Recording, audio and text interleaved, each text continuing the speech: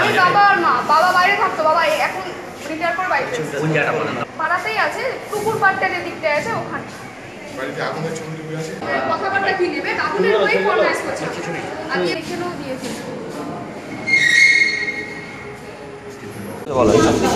কালকে রাত আমি তো অনেক রাত অব্দি নেট করি রাত্রেবেলায়, তো হঠাৎ করে আমি একটা দিকে বাইরে বেরিয়েছিলাম বাথরুম করতে, তো দেখছি যে ধোঁয়া বেরোচ্ছে, ধোঁয়া ঘর ঢুকছে আর কি। এবার মানে আমি ভাবলাম ধোঁয়া কিসের, যে দরজাটা খুলেছি সিঁড়ি ঘরের ওখান থেকে এদিক ওদিক পুরোটা দাওয়া করে আগুন জ্বলছে। আমি প্রচণ্ড ভয় পেয়ে গেছিলাম যে একটুখানি যেতেই মানে ফটফটা গায়ে ওটা লেগে গেছিলো। দিয়ে আমি ঝাঁকাতে এসে হঠাৎ করে কে ওইরকম ধোঁয়া, মানে শ্বাস বন্ধ হয়ে যাওয়ার মতো।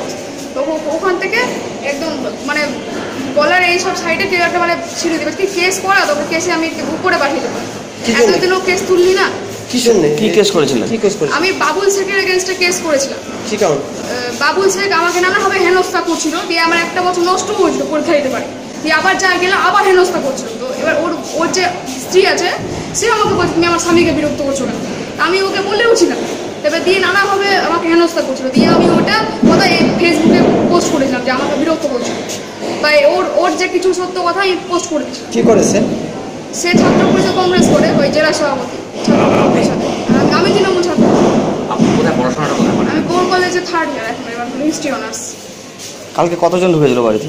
4 জন। সংখ্যা ছিল মানে মুখটা ঢেকে ছিল, কিন্তু আমিও ফিচার্স বা চেহারা এই দেখে বলছি কি এখনই মেরে দাও, ওইকে মেরে মরে গেলে শান্তি। এটা বলেই মানে আমি যতক্ষণ চিৎকার করছি ততক্ষণ পালিয়ে গেছে। ধোঁয়ার থানায় অভিযোগ এর আগেও হয়েছিল, কোর্টে 164 সমস্ত কিছু করা হয়েছে। তারপরে আমি যখন এসপিকেও চিঠি করেছিলাম, এসপিকে চিঠি করার পর আমাকে ওমেন্স পিএস এর ডেকেছিল, কিন্তু বারবার করে পুলিশ আমাকে হেনস্থা করছে। থানায় কবে ডায়েরি করেছিল এটা? থানায় 10ই মার্চ।